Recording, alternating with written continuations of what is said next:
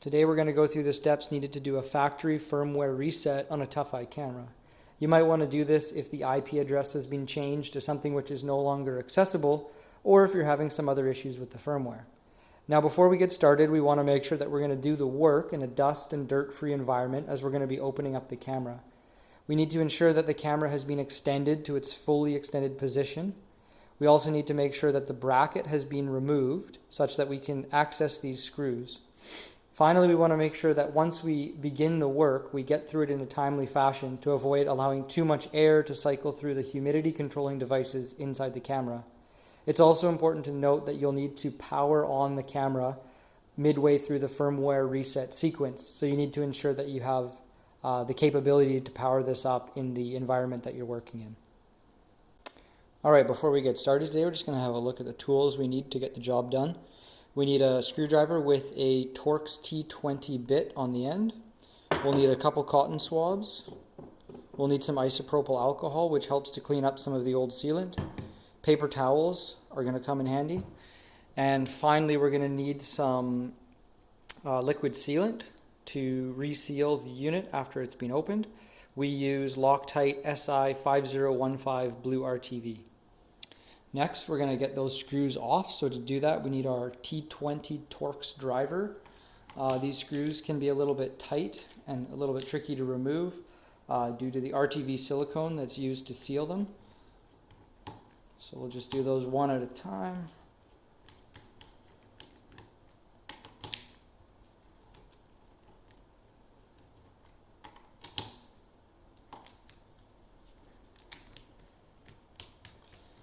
Now with all four screws loosened off, we'll just pop them out. The next step is to actually get the end cap off, which can be a bit tricky to do with just your fingers, so I recommend using something like a little Allen key that can reach inside of the screw hole. We'll pop it in there and we'll just pry up, pulling it off. Now that we have the camera opened up, we're going to go through the actual reset sequence. We can see here in the close-up of the camera, there's this little button hiding under the metal plate. That's the reset button. So we want to start with the camera in an unpowered state. We need to reach in.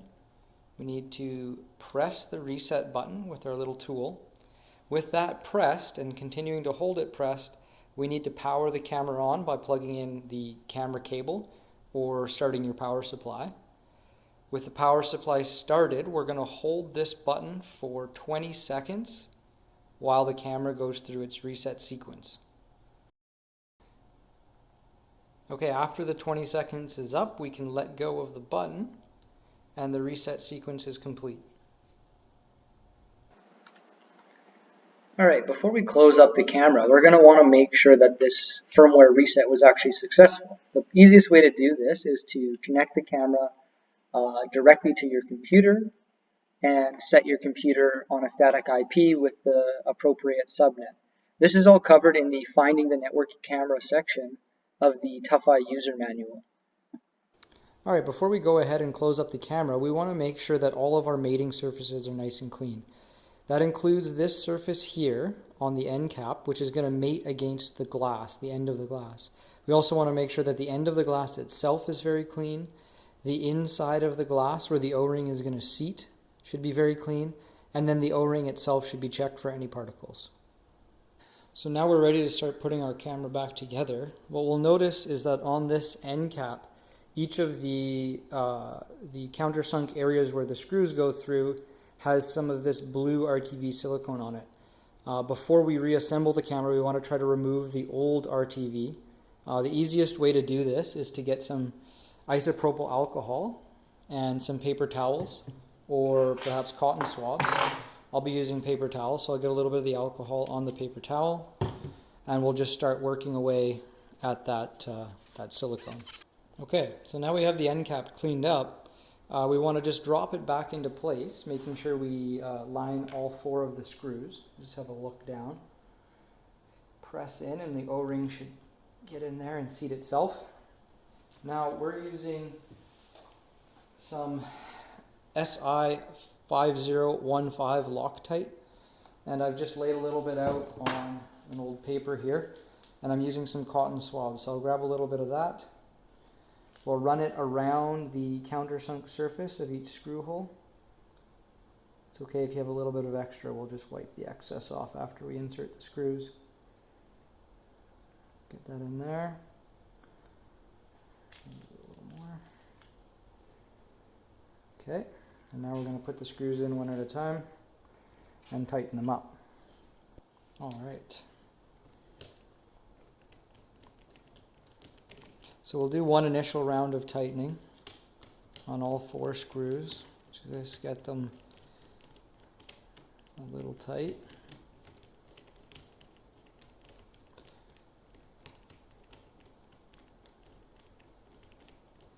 And with all 4 screws somewhat tight, we want to go back around the pattern maybe a couple times just to really seat them down as a little more space opens up.